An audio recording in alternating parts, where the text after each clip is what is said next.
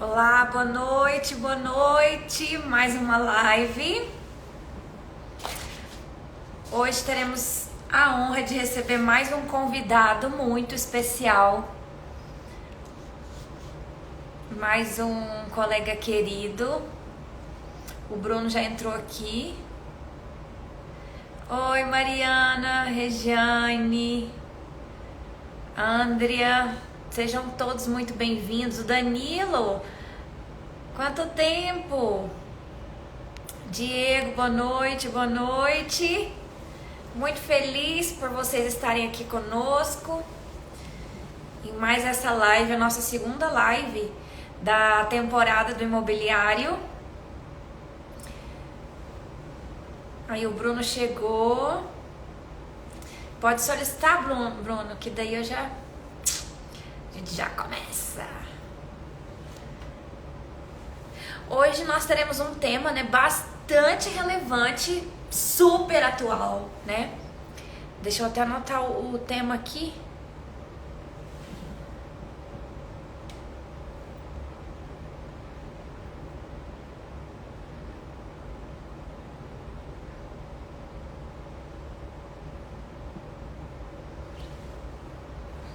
Já vou te colocar aqui, Bruno.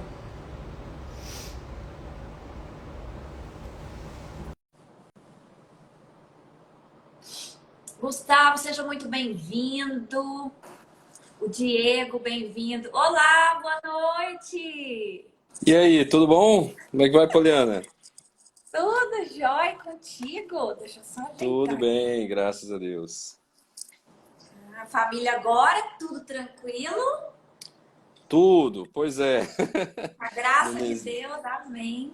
Amém. A nenenzinha deu um susto aí esses dias, mas agora já tá tudo sob controle. Ainda bem, ainda bem.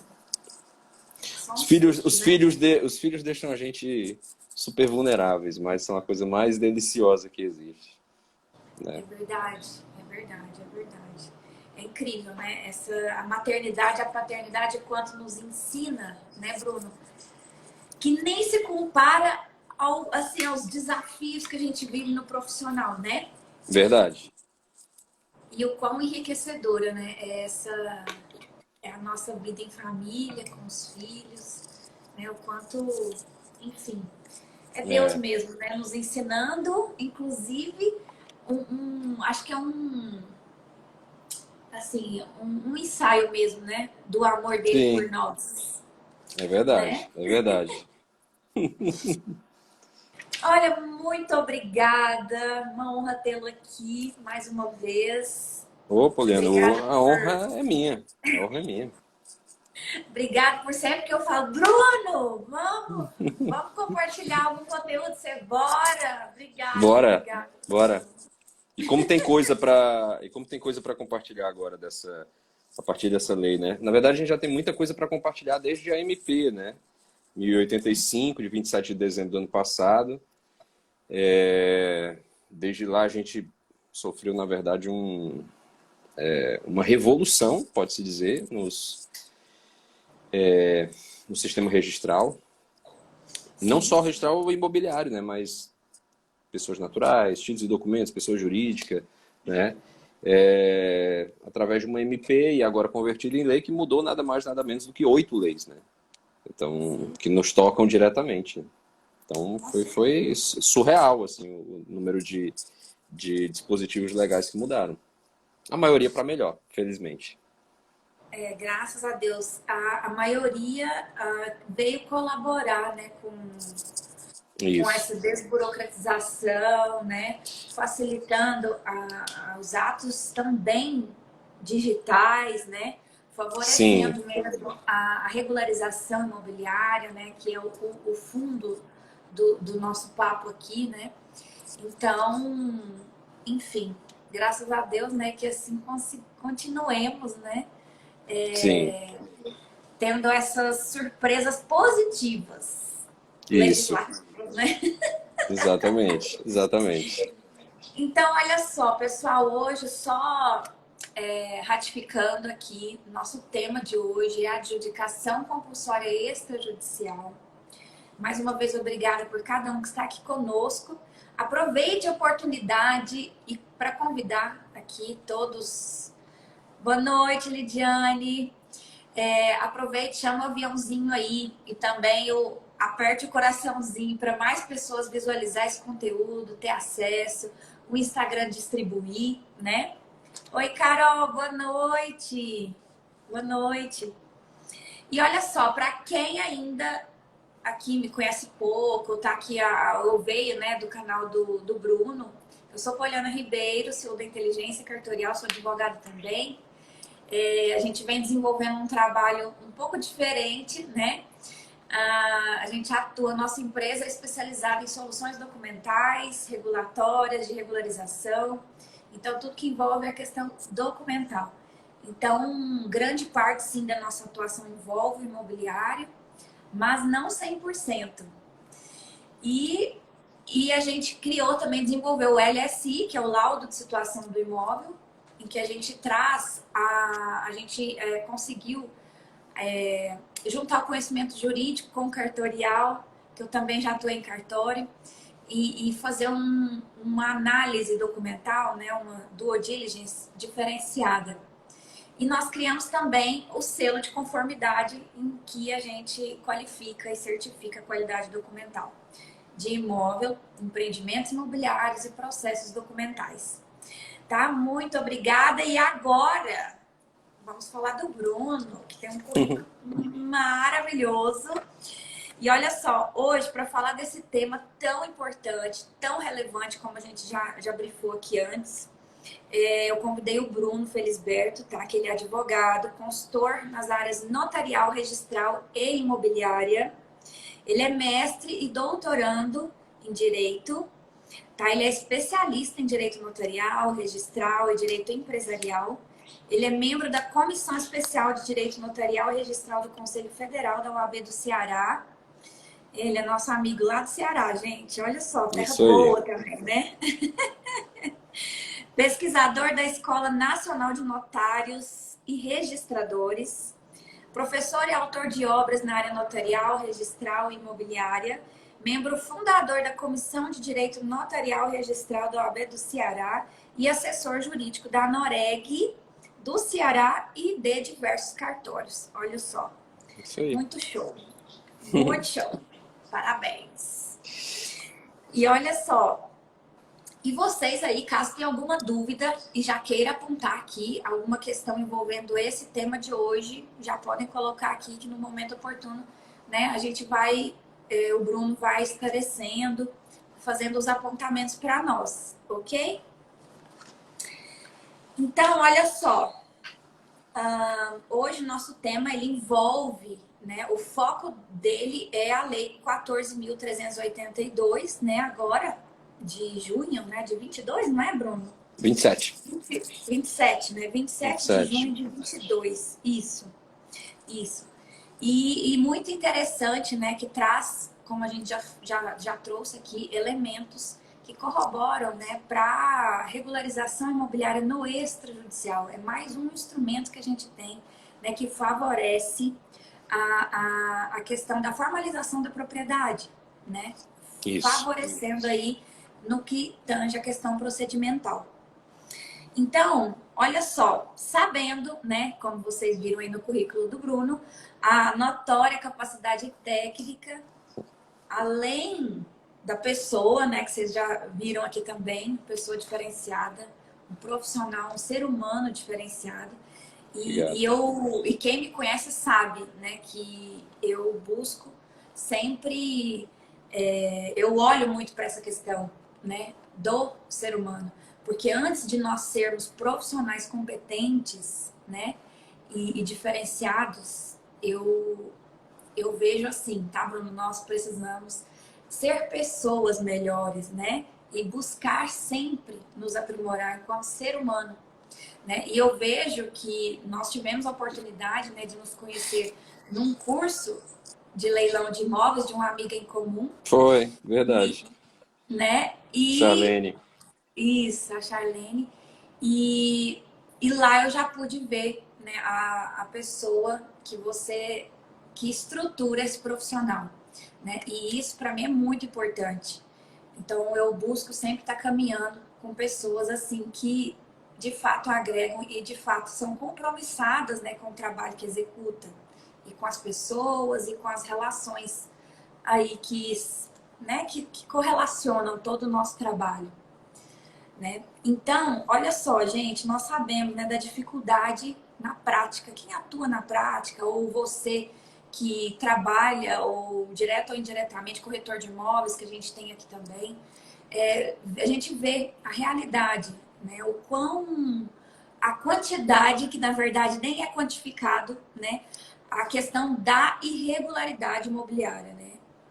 E a dificuldade que às vezes na prática a gente enfrenta, né, para regularizar uma área, um imóvel, até um empreendimento, né, clandestino, Sim. irregular, enfim. Então, agora, Bruno, eu queria que você contasse para nós, inclusive, sim, se você puder trazer exemplos, né, para dinamizar mesmo a nossa conversa aqui, ah, de situações em que manter o imóvel irregular, né, quanto à propriedade, ou seja, quando as consequências, né, em que a gente vê e que o adquirente ele sofre, né, por não ter a sua propriedade formalizada, né, o devido registro. Fala Sim. um pouquinho para nós, só para fazer uma introdução. Assim, É. Uma das coisas que eu acho que eu, desde cedo, mais aprendi assim, a acreditar é na sabedoria popular. Olha que coisa engraçada, né? A gente, quando criança, aprende alguns ditos populares e depois, quando a gente vira adulto, faz faculdade, né, graduação, pós-graduação, mestrado, doutorado, a gente vai aprender em outras palavras o que a gente aprendeu quando era lá criança, né? E eu lembro, não lembro exatamente qual foi a primeira vez que eu ouvi isso, mas eu lembro que eu era muito criança quando eu ouvi que quem não registra não é dono, né? E isso é a sabedoria popular nos ensinando o que a gente no juridiquês vai dizer que realmente isso está certo, né? E que só existe propriedade regularmente constituída quando feito o registro no registro imobiliário, né? Aí você pergunta, se isso decorre de onde, Bruno? Isso decorre de uma regra do Código Civil, mais especificamente do artigo 1227, combinado ali com 1245, que vai dizer o quê? Olha, existem os direitos reais, que estão lá no rol do artigo 1225. Esses direitos reais, o principal deles é a propriedade, tanto é que está lá no inciso 1. E se é direito real, para ser constituído como direito real, só pode sê-lo através do registro junto ao cartório de registro de imóveis competente. Ou seja, naquele cartório onde tem o registro imobiliário, a matrícula imobiliária referente àquele imóvel. Então, olha só, a sabedoria popular nos dizendo que quem não registra não é dono, por quê? Porque quem não está na matrícula publicitado como dono, ou seja, como titular desse direito real chamado propriedade, não é dono. Muitas pessoas acham, Poliana, que por ter um contrato particular de compra e venda, ou de promessa de compra e venda, ou às vezes até mesmo uma escritura pública de compra e venda, já tem ali consigo uma propriedade constituída. E na verdade não. A gente tem que explicar o porquê disso. Eu já comecei a dizer, né? Mas é porque aqui no Brasil a gente segue um sistema de registro chamado Sistema de Registro de Título mais Modo. O que é o título mais modo? O título, como o próprio nome está dizendo, é o título, né? Ou seja, é a contratualização daquele negócio. A maioria das vezes você vai ter que fazer isso por escritura pública, né? Por uma regra ali do 108 do Código Civil, que diz que acima de 30 salários mínimos, a constituição, modificação, extinção de direitos reais precisa ser feito através de escritura pública, mas há exceções, né? O contrato de alienação fiduciária é uma exceção, os contratos bancários do SFI, do SFH, a gente sabe que são exceções, os contratos celebrados com a União, né? Com o SPU, seja de cessão, seja de ocupação, seja de aforamento também podem ser, né? Os de loteamento, né? Também existe aquela regrinha do loteamento, de que o contrato particular de promessa de compra e venda, junto com o recibo, tem força de escritura, independentemente do valor. Então, assim, nós temos algumas exceções às regras, Então, esses são os títulos. O título é a formalização, é a contratualização do negócio. Mas aquele título, ele tem efeito entre as partes. O que quer dizer isso na prática? Se descumpridas as obrigações contratadas naquele título, uma parte só pode exigir da outra. Ela não pode opor aquilo contra terceiros. Por quê?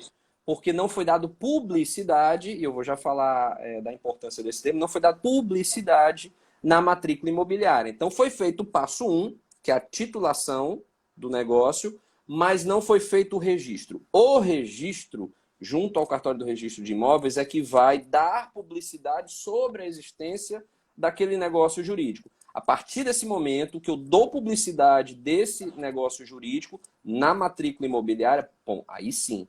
Aí eu tenho uma coisa chamada princípio da publicidade, que é pautado num outro conceito chamado cognoscibilidade, que é o conceito de dar conhecimento presumido a terceiros sobre aquele direito.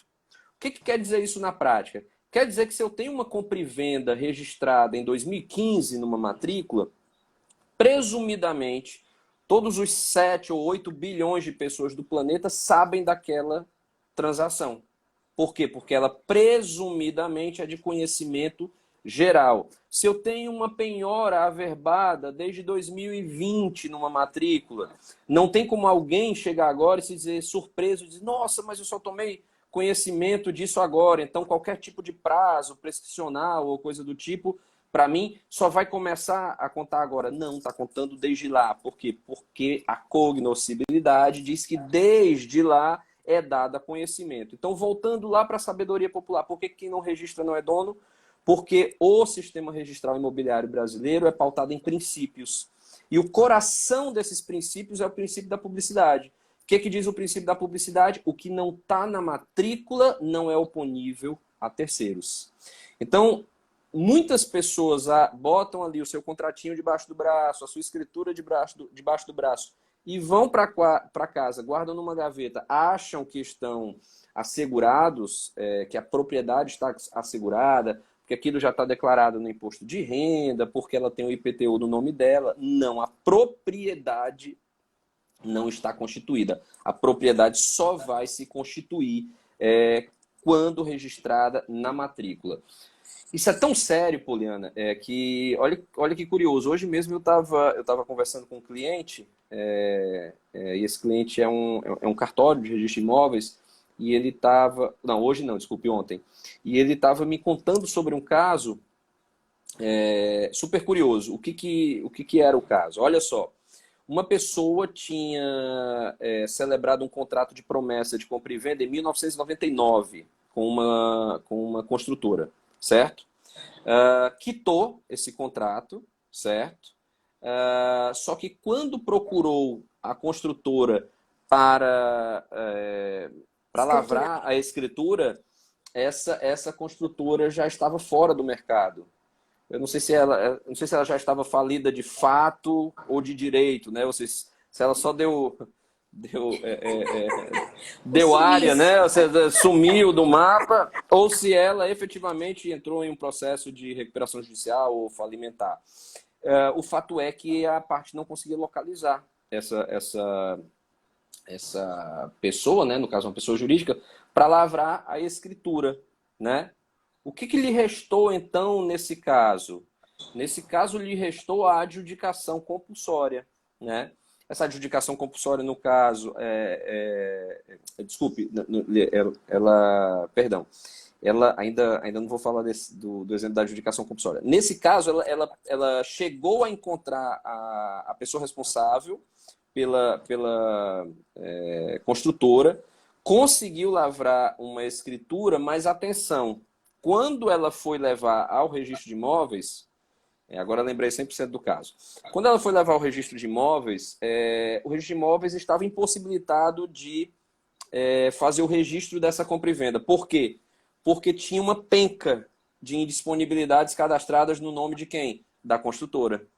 Aí você pergunta, Poxa, mas a construtora já não tinha passado para ela não sei quantos anos? Mas na matrícula, quem é que está como proprietário tabular? Quem é que está como proprietário matricular? É a construtora. Se ainda está no nome da construtora, todo dia, gente, todos os registros de imóveis recebem centenas, milhares de ordens de indisponibilidade de uma central que existe desde 2014, chamada CENIB, que é Central Nacional de Indisponibilidade de Bens. Então, chovem indisponibilidades de todas as partes do judiciário brasileiro, chegam diariamente para todos os cartórios de registro de imóveis do Brasil. E aí, o que aconteceu? Quando isso entra diariamente, isso vai direto para o sistema do cartório. E aí, o que ocorre? Quando chega, se aquela construtora já tem algum imóvel registrado, ou imóveis registrados naquele cartório do registro de imóveis, aquelas indisponibilidades já vão averbadas nas respectivas matrículas. Mas quando ele não tem e chega alguma, fica esperando para quando chegar aquela propriedade ser averbada em disponibilidade. Bom, nesse caso ele tinha a propriedade, ainda estava na matrícula. Quando chegou a escritura de compra e venda, passando da construtora para o José, vamos dar esse nome para ele, não podia passar. Por quê? Porque o imóvel estava gravado com indisponibilidades, salvo engano, umas 3 ou 4. Aí olha que interessante. Eu posso só fazer um parênteses? Por favor. Ao tanto que é importante, vocês que estão nos assistindo, né? Esse exemplo do Bruno, na lavratura, não tinha indisponibilidade. Aí chega no registro, tem a indisponibilidade. Exatamente. O quão importante é não deixar esse gap aí. Eu falo Exato. muito isso. É muito Exato. importante. Lavrou, registra. Enfim, adquiriu, lavra a escritura, recolhe o imposto e registra. Exatamente. Não deixa esse gap, que olha aí o que acontece. Exatamente. E aí o que houve? Ela lavrou em 2020, aí de 2020 para cá a empresa começou a sofrer uma série de processos trabalhistas, cíveis, executivos fiscais, e principalmente nos trabalhistas, onde é muito rápido sair, né, a decretação de indisponibilidade. O processo trabalhista ele é, por natureza, um processo mais célere. Começou a chover indisponibilidade. E aí o cartório teve que emitir uma nota devolutiva dizendo, olha, é impossível registrar enquanto estão ativas essas indisponibilidades. Resultado, a pessoa precisou contratar um advogado, gastou com isso, para interpor embargos de terceiro em todos esses processos, para comprovar que a aquisição dela era anterior àquelas indisponibilidades e, portanto, elas deveriam ser baixadas.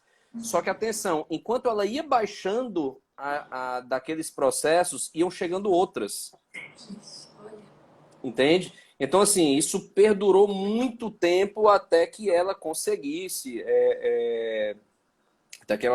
baixar todas. Isso poderia ter demorado meses ou anos, Poliana, entendeu? Porque imagina você ter que, em cada um desses processos, peticionar, né, como terceiro prejudicado, qual o custo que você vai ter com o advogado, qual o custo de tempo que você vai ter, qual o desgaste, né? Então, assim, é bem como a Poliana falou, lavrou a escritura, já corre para registrar. Esse é um dos casos onde a gente seguidamente vê esse tipo de problema. Outro caso muito semelhante a esse exemplo que eu dei é, em vez da indisponibilidade, chegar uma penhora, né? Ainda que a penhora não impeça a transferência do imóvel, que essa é uma das diferenças para a indisponibilidade, né? A disponibilidade, ela veda mesmo a transferência do imóvel.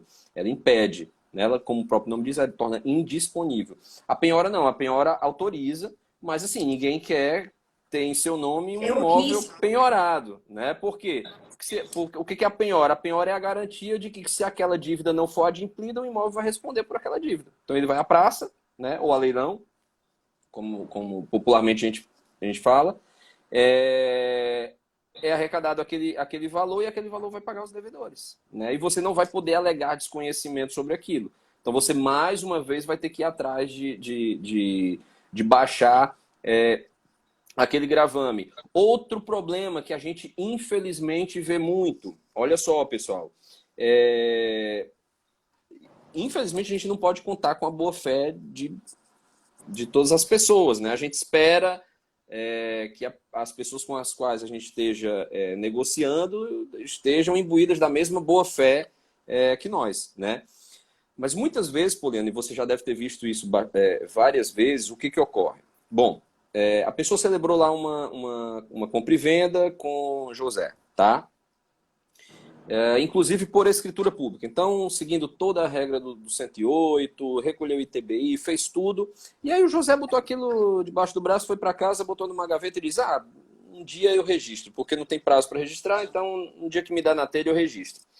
Bom, o cara que vendeu para ele viu que o José estava passando os anos ali e não registrava aquela transferência de propriedade para ele. Bom, o que aconteceu? Aconteceu que o cara que vendeu para o José era um picareta, era um 171, era um estelionatário. Aí ele disse, bom, estou vendo que a matrícula ainda está no meu nome, já que o José não passou para o nome dele. O que eu vou fazer? Vou tirar uma certidão atualizada da matrícula, vou arrumar um outro comprador para esse imóvel, vou conseguir lavrar a escritura, porque o imóvel está livre e desimpedido, né? Está livre e desembaraçado. Vou conseguir vender pela segunda vez o imóvel. Aí, atenção, essa pessoa que compra agora, vamos dar o nome dela de Maria, a Maria que comprou agora e assistiu as lives da Poliana, o que ela fez? Ela disse, opa, eu não vou cochilar aqui não, eu já vou pegar minha escritura aqui, vou levar no cartório de registro de imóveis e vou registrar.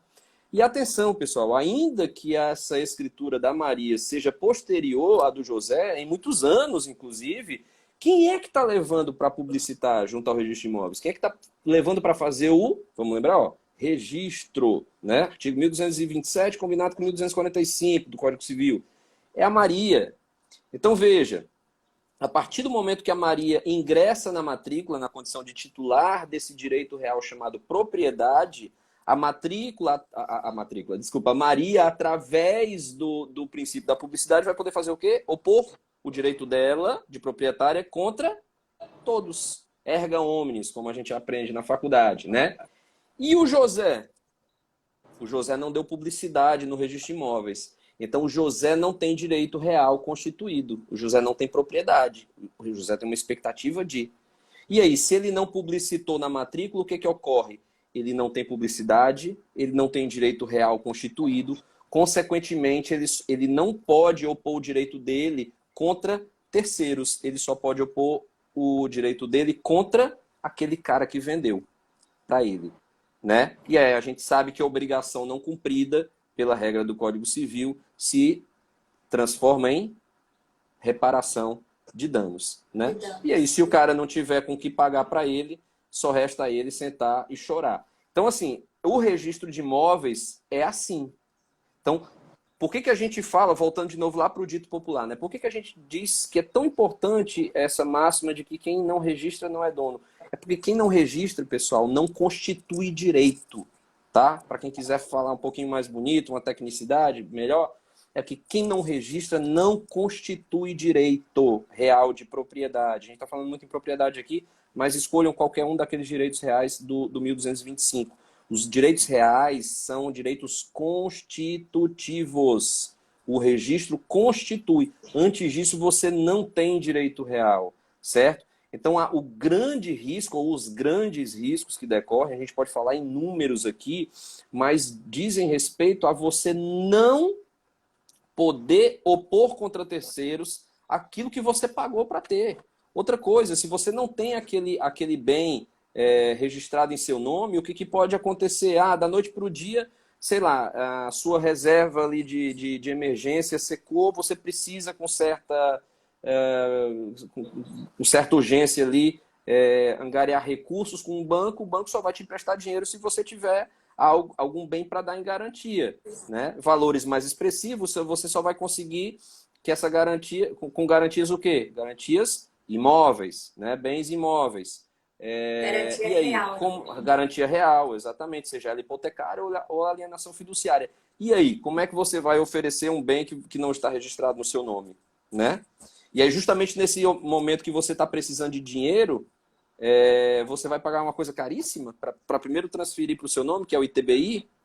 É caro pagar o ITBI. Vai pagar a lavratura da escritura, é bem menos caro, mas também é um dinheiro a mais. Então, assim, veja, é bom que você, quando faça quando lavra a escritura, ou mesmo os outros instrumentos, né, que estão contemplados nas exceções, que acedem, né, acessam o registro imobiliário, que você o faça.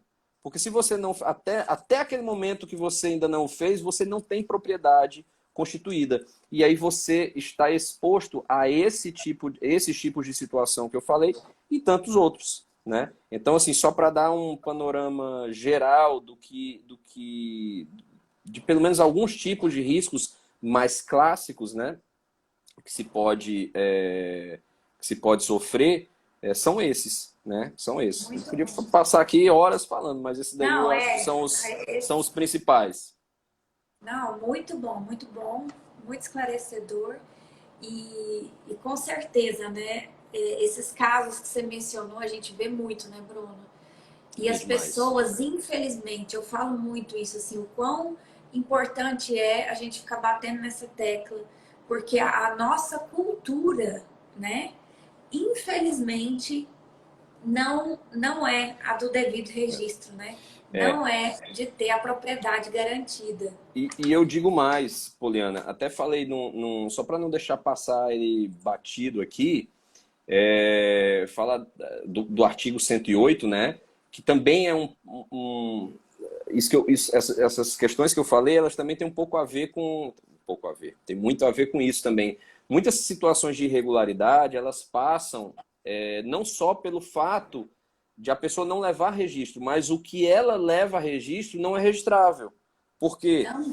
Porque o que ela realizou de contrato, e muitas vezes já pagou tudo para outra parte, é um contrato particular de compra e venda. Pessoal, atenção. Eu vou ler para vocês aqui o artigo 108, gravem aí esse artigo, o artigo 108 do Código Civil. Olha o que ele diz. Não dispondo a lei em contrário, curioso como começa o artigo, né? Você diz que não dispondo a lei em contrário, que a lei pode dispor em contrário. Então ele já está avisando que existem exceções, mas são poucas, tá?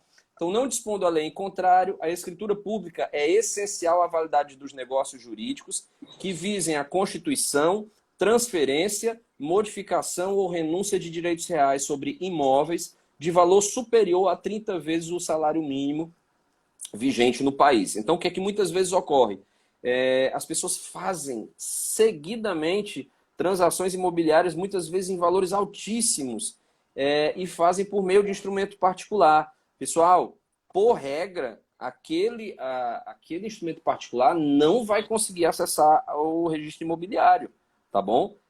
Salvo as exceções que eu falei. Quais são as exceções? Contratos do SFI, contratos do SFH, contratos de promessa de compra e venda, porque aí vai para a regra do 1417 e 1418 do Código Civil, contratos de promessa de compra e venda que tenham sido celebrados no âmbito da Lei 4591 de 64, que é a Lei da Incorporação e Condomínios Edilícios, ou da 6766 de 79, que é dos loteamentos, ou também os contratos de consórcio, os contratos de alienação fiduciária, que por regra do artigo 38 daquela lei, que é a Lei 9.514 de 97, também permitem que todo contrato que tenha no seu bojo a constituição de garantia de alienação fiduciária, também, independentemente do registro, possa ter acesso ao registro de imóveis.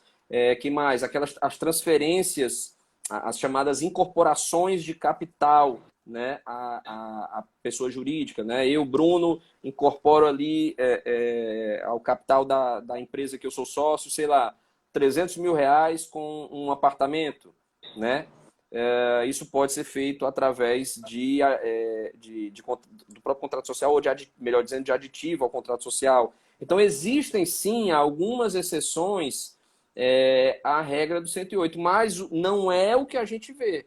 O que a gente vê na larga maioria das vezes, são as pessoas celebrando as compras e vendas e gastando todo aquele dinheiro que muitas vezes representa o esforço de anos e anos e anos de economia, né? E no principal, que é conseguir formatar aquilo, melhor dizendo, titular aquilo da forma correta, aí acaba escorregando. E aí depois acaba precisando se valer de outros recursos para que aquilo ali possa ser regularizado, né? E aí vem uma novidade, o que a gente percebe, né? Que o legislador ele tem se preocupado, Poliana, em trazer para o extrajudicial as soluções para esse tipo de situação. Veja, por exemplo, em 2015, né? Entrou ali aliás, o Código de Processo Civil nosso atual é de 2015, entrou em vigor em 17 ou 18 de março de 2016, e através daquele Código de Processo Civil, salvo erro, a partir do artigo 1071, ele introduziu um artigo na Lei 6.015, que é a Lei de Registros Públicos, né? Qual foi? O artigo 216-A, que foi o artigo que permitiu que o procedimento de uso capião, que somente podia ser processado junto às varas judiciais, fosse agora também processado junto aos cartórios de registro de imóveis. Uma senhora revolução, né? E agora, mais recentemente, através da Lei 14.382, de 27 de junho de 2022, que é a medida provisória 1085, de 27 de dezembro de 2021, convertida em lei, trouxe o quê? Trouxe a possibilidade da adjudicação compulsória ser processada também no âmbito do extrajudicial, ou seja, no âmbito do cartório do registro de imóveis. Uma coisa que eu acho importante chamar a atenção, gente, é que assim, ó, toda vez que vocês virem um procedimento que só existia no judicial, né, e passa a ser possível ir para o extrajudicial, o direito material ele não está mudando. O que está mudando é o direito processual para dizer que você tem uma alternativa a mais. Não é que você está trocando de procedimento. Ele está dizendo apenas o seguinte, ó, o que você já podia fazer no judicial, tudo bem, nada muda. Além dele, tem também a possibilidade de fazer esse procedimento no extrajudicial. E assim, é impressionante a quantidade de ações de adjudicação compulsória que a gente vê tramitar no judiciário, por N motivos. Porque a pessoa que vendeu faleceu, ou porque a pessoa que vendeu, que era uma pessoa jurídica, desapareceu do mercado, ou porque faliu, ou porque simplesmente não se encontram mais representantes daquela empresa.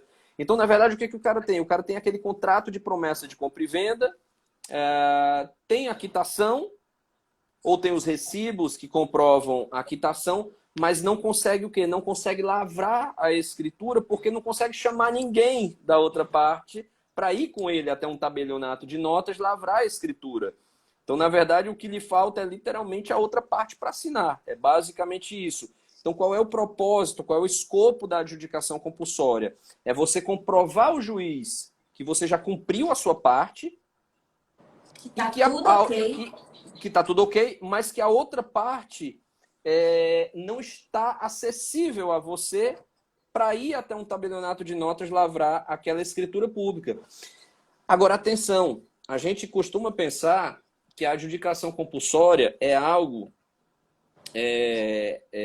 ajuizado ou algo reservado apenas para o promitente comprador, quando na verdade não. Tem muito vendedor querendo se livrar dos imóveis que estão no seu nome. O caso mais recorrente são os loteadores. Por quê? Exato. Porque muitas vezes os loteadores vendem os lotes, né? Às vezes centenas, milhares de lotes. Já fizeram, inclusive, de IMOB, daquilo ali, né? Que é a declaração imobiliária que as construtoras, loteadoras fazem. Já fizeram a comunicação para a Receita Federal, já tiraram aquilo ali do imposto de renda. Do imposto de renda. E aí o que acontece? Na matrícula ainda está no nome delas e na prefeitura ainda está no nome delas. Por quê? Porque o cara que comprou, o adquirente, ele não transferiu nem no cartório e também nem transferiu a titularidade do IPTU lá na prefeitura. O que acontece? Ele fica pagando um monte de IPTU. Ou se a gente transportar essa mesma lógica para os incorporadores, o que ele fica fazendo? Fica pagando um monte de taxa condominial. Então, tanto a adjudicação compulsória é possível para quem comprou o imóvel, como para quem vendeu. E aí a gente é apresentado agora pela Lei 14.382 para uma redação maravilhosa de um artigo curtinho, inclusive, você vai ver como ele é simples, que é o artigo 216B, B de bola. De onde, Bruno? Da Lei 6.015 de 73, que é a Lei de Registros Públicos. Para quem lida aqui na área imobiliária, é a Bíblia, tá, gente? Então, o que é que ele diz? Ó, sem prejuízo da via jurisdicional. Então, o que é que ele já está anunciando? Gente, ó, quem quiser fazer lá pelo judiciário, pode continuar fazendo, não tem problema. Sem prejuízo da via jurisdicional, a adjudicação compulsória de imóvel objeto de promessa de venda ou de cessão, tá vendo? Então entram aí tanto o promitente comprador contra aqueles terceiros, o cara que ele fez a cessão da promessa, né? Ou de cessão poderá ser efetivada extrajudicialmente no serviço de registro de imóveis da situação do imóvel nos termos desse artigo, né? E tem os então, qual é o cartório ainda, né? Exatamente. Então, qual é o cartório onde eu vou fazer? É o cartório responsável pela circunscrição daquele imóvel. Vamos dar um detalhe aqui, gente, tanto para quem é da área como quem ainda não tem muita intimidade com isso.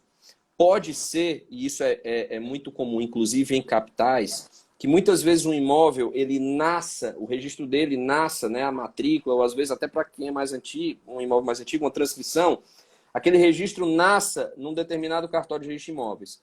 Depois vão passando os anos e os cartórios vão desmembrando, vai sendo criado o segundo ofício, o terceiro, o quarto, o quinto, quando vê, já tem um monte de outros registros de imóveis naquela cidade. E muitas vezes aquela matrícula que ainda está lá no primeiro ofício, ela agora de repente já é do quarto, do quinto ou do sexto ofício.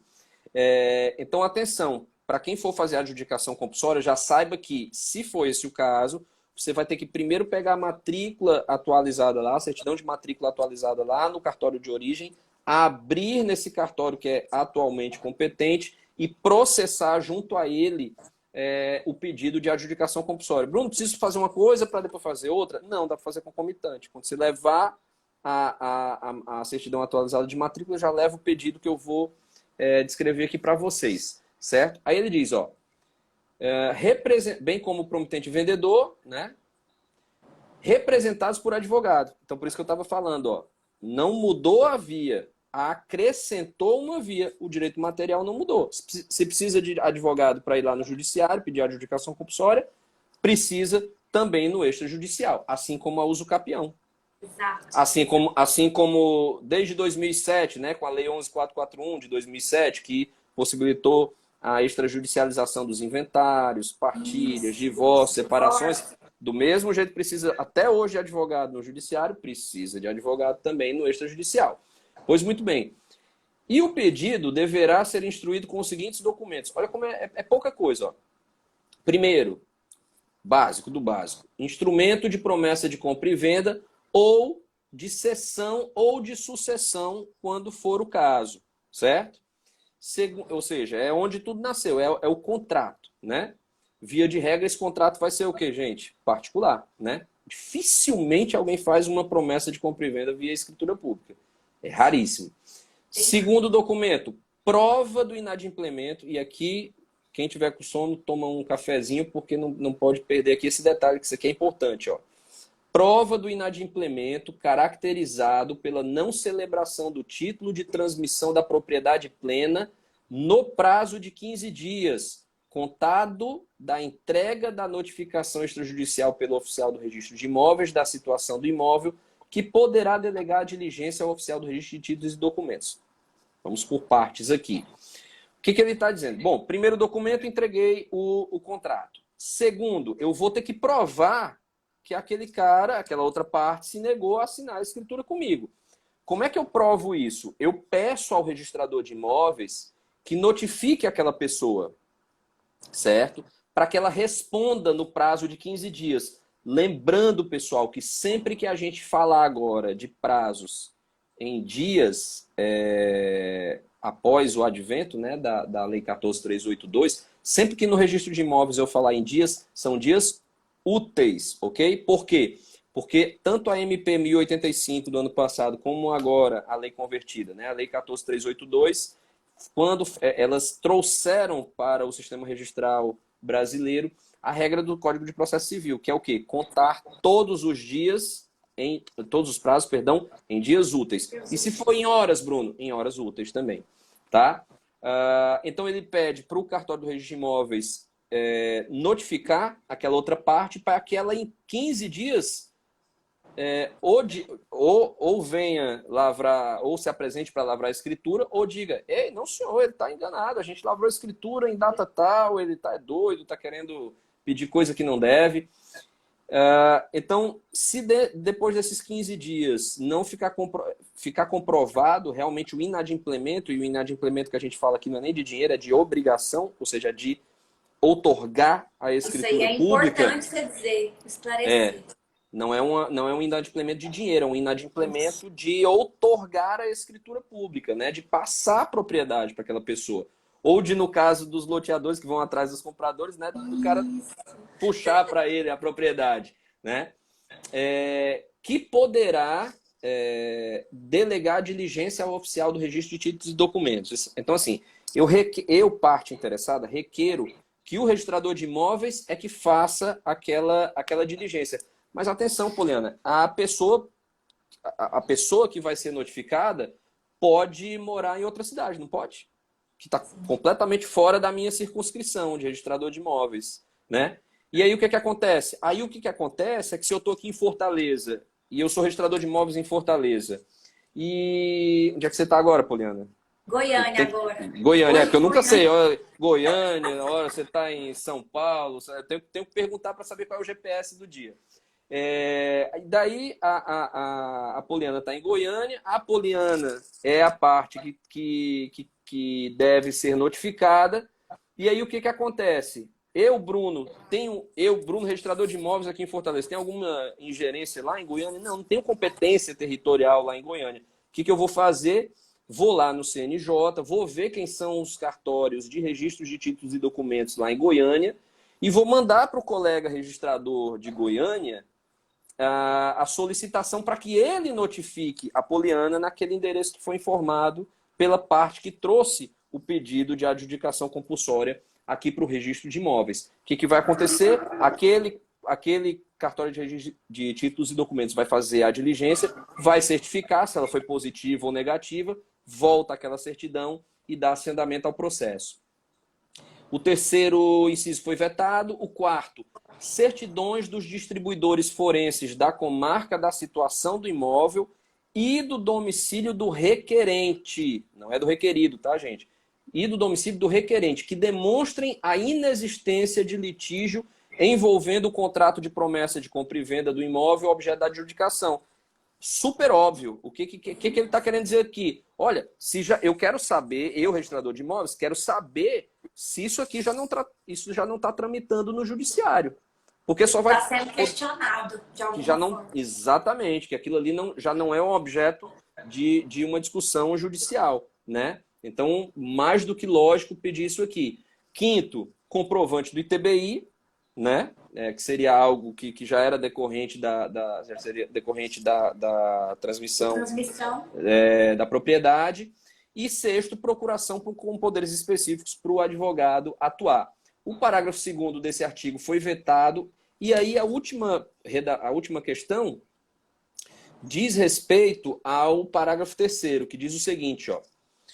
À vista dos documentos a que se refere o parágrafo 1º desse artigo, o oficial do registro de imóveis da circunscrição onde se situa o imóvel procederá ao registro do domínio é propriedade, tá, gente? Procederá ao registro do domínio em nome do promitente comprador, servindo de título a respectiva promessa de compra e venda ou de cessão ou o instrumento que comprove a sucessão.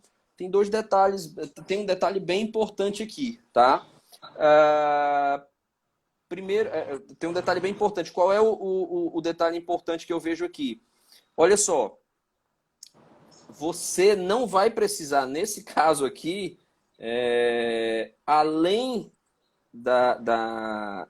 do procedimento da adjudicação compulsória, depois que for deferido pelo registrador de imóveis, lavrar uma escritura para então registrar essa escritura. Não. Esse título aqui, esse contrato de promessa de compra e venda, cessão de promessa de compra e venda ou de sucessão, ele vai servir como título. Ou seja, se todas aquelas etapas previstas pelo artigo forem observadas, forem cumpridas, e o registrador de imóveis der o ok no seu processo, não vai ser preciso que você vá a um tabelionato lavrar uma escritura pública de compra e venda. Já está formado o título. Então, o que, que acontece? Quando você tem o ok final do registrador de imóveis, qual é o ato consequente? Registro da propriedade, registro da transmissão do fulano para o beltrano, certo? Uma discussão, uma polêmica que logo surgiu em relação a isso, Poliana, que ainda é uma das poucas polêmicas, né? Até porque o artigo é relativamente curto, né? Eu acho que ainda tem alguma coisa, claro, né? Mas eu acho que ainda tem alguma coisa ou outra aqui que talvez vá ser objeto de disciplinamento através de algum normativo adicional do CNJ. É o quê? Quando a gente vai lavrar uma transferência, vai lavrar uma escritura ou registrar uma transferência de propriedade, o que acontece? A gente tem que pedir aquelas CNDs, né? As certidões negativas de débitos, municipal, estadual, federal. Aí o pessoal logo disse assim, e agora? Porque pode ser que aquela empresa que justamente você estava perseguindo aí há não sei quantos anos para lavrar a escritura, ela já deve estar toda pendurada aí na Receita Federal e não vai sair a certidão dela, né? E aí, essa certidão seria obrigatória ou não? Isso ainda é um tema que divide opiniões, mas assim, eu tenho uma opinião muito firme sobre isso, desde o começo. E acho que dificilmente vão conseguir me convencer do contrário, tá? Não estou dizendo que a minha posição seja correta, estou só dizendo que eu estou muito seguro da minha posição, muito convencido. Vamos lá, vamos partir do seguinte princípio. Vocês concordam que o direito material não modificou? O direito material não modificou. O que modificou foi o direito processual. Ele está dizendo que você podia fazer lá no judicial, agora pode fazer no extrajudicial. Então, assim, ó, muito provavelmente o juiz, quando vir que aquela parte tem direito de ser transferido para ele, ele vai mandar o registro de imóveis transferir, independentemente da apresentação desses documentos. Então, eu não acho que deva haver um tratamento diferente junto ao registro de imóveis. Por quê? Porque, veja... Até porque descaracteriza o ato. Descaracteriza completamente, porque olha o nome do procedimento. Adjudicação compulsória. É contra a vontade. A parte da vontade das pessoas já passou. Tem uma que não quer cumprir com a sua obrigação. Então, aquela transferência de propriedade que se está buscando é de forma compulsória. Não se está mais discutindo vontade. Exato. Não se está mais discutindo a situação fiscal das partes, né? Existe, via de regra, há muitos anos, uma obrigação já constituída. Ele tem que outorgar aquela escritura ao outro. Então, assim, na minha modesta opinião, é dispensável a apresentação dessas escrituras. Eu, se fosse registrador de imóveis ainda, eu não exigiria a apresentação dessa CND. Por quê? Porque eu, como registrador de imóveis, eu tenho que me pautar aqui na parte processual. A parte material está toda lá, como tem que correr no judiciário. E no judiciário, o juiz não ia exigir a apresentação dessas certidões negativas. Então, assim, eu sou da corrente que acha que é completamente dispensável, porque eu não posso criar uma regra para o procedimento via judicial e outra regra para a via extrajudicial, porque senão eu esvazio a intenção do legislador, que é o quê? Que é justamente dinamizar o trato dessas questões, desjudicializar as questões de um país que ainda é abarrotado de processos, né? E se utilizar de um pessoal que está aí trabalhando a plenos pulmões, são os cartórios, para resolver esse tipo de situação. Isso, e o que falamos anteriormente, né? Que descaracteriza o ato mesmo, né?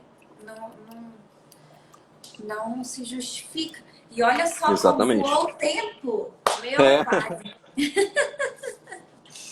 Nossa, excelente live, viu? Amei, tá, Bruno? Legal. Obrigado. Amei. Sua explanação foi extraordinária. Arrasou. Muito obrigada. Obrigada a cada um de vocês que estiveram aqui. Aproveite para seguir o Bruno, quem ainda não segue, tá? E muito obrigada. Mais uma vez, muito obrigada. E gostaria de deixar as últimas considerações, fazer últimas considerações, Bruno? Olha, eu só tenho a agradecer, né? Assim, a Lei 14.382 realmente é uma lei que trouxe muitas modificações para o sistema do registro de imóveis brasileiro, né? Ainda existe muita polêmica sobre ela. Há coisas que vieram... Eu acho que existem mais modificações positivas do que questões negativas. Eu acho que assim, as polêmicas a gente vai ainda conseguir resolver por normativos do CNJ. Eu não acho que está tudo pacificado. A lei é muito nova, né? Ela tem 2 meses e pouco agora. Ela teve, sim, muitas modificações operadas desde a MP para cá, então muita coisa mudou, né? Então, assim, o que eu sugiro para o pessoal, né? Se você já não estava inteirado com a 1085, a MP, leia a 14.382, primeiramente a lei pura, né? Compare-a com as leis modificadas, né? Os textos anteriores, 6.015, 4.591, 6.766, 13.465, 8.935, Código Civil, tem mais uma ou duas aí que eu estou esquecendo. Tem materiais de comparação muito bons na internet. A Anoreg Brasil publicou uma cartilha feita pela Anoreg do Pará, tá, gente? Se vocês colocarem aí, cartilha Anoreg Pará, Lei 14.382, vocês vão encontrar. É um material fantástico sobre um resumão sobre as modificações que trazem, né? Pois não, Poliana. É isso, inclusive a Anoreg do Pará, viu, pessoal? Realmente sigam, eles estão fazendo um trabalho extraordinário. A Moema lá, né, tá fazendo um trabalho sensacional. Então, outro compilado sensacional também que saiu muito recentemente é do CORE de Minas Gerais, que sempre vanguardista, né, nas explicações desses casos. Exato. Então, assim, inclusive, Bruno, teremos a Ana, né, do CORE lá de Minas, estará conosco a semana que vem. Eu vi. Que live de peso. Que live de peso. Também vai ser top também. Fiquei até envergonhado de estar na mesma foto que ela. Mas assim, gente, tem um material muito bom, tá? E assim, independentemente do que a gente falou aqui, ficar atento aos disciplinamentos, de como isso vai ser disciplinado depois, isso vai vir depois, claro, né? Como isso vai vir disciplinado nos normativos estaduais de vocês, né? Porque é uma regra de cabeceira para todo mundo que lida aí no extrajudicial, saber que, a depender de em quantos estados você atua e quantas consolidações normativas você há de conhecer, né? Para não falar das regras do CNJ e para não falar das leis federais, né? Então, assim, tenham em conta que a Lei 14.382 foi uma lei geral que ela modificou outras 8 leis, né? Para o que nos interessa aqui, diretamente no registro de imóveis, que ela não modificou só o registro de imóveis, né? Foi título de documentos, pessoas jurídicas, pessoas naturais, que modificou um monte de coisa, pode agora trocar nome, prenome, né? Exato. Então, agora, assim, sem sombra de dúvidas, o que mais foi modificado foram essas 3 leis, né? A 6.015, que é de registros públicos, alterou tudo que se possa imaginar de prazo, né? Para bem menos. Para não falar em outras coisas, a 4.591, que é de incorporação, e a 6.766, que é de loteamento. Né? Essas são as mais... E a 13.465, né, que trata de condomínio de lotes, trata de reurb, né? Então, essas aí, acho que valem mais a pena o pessoal dar uma olhada. Que, ao fim e ao cabo, é o que é o nosso dia a dia, né? mais, né? Isso. Exatamente. E dizer que eu estou sempre aqui à sua disposição. Sempre que você quiser chamar, é só avisar. o convite está eternamente aceito. É só comunicar, é só notificar. Só notifica que eu Obrigada. estou aqui. Encaminhe uma notificação aí pro Ceará. Tá certo. Via títulos e documentos. Isso. Obrigada, viu, Bruno, mais uma vez. Nada. Obrigada. Valeu, Obrigada, gente. pessoal. Cada um de vocês, obrigada também. E uma boa noite, um bom descanso. E amanhã tem mais, muito mais. Né, Bruno? Valeu. Um Até abração. mais, gente. Tchau, tchau. Tchau.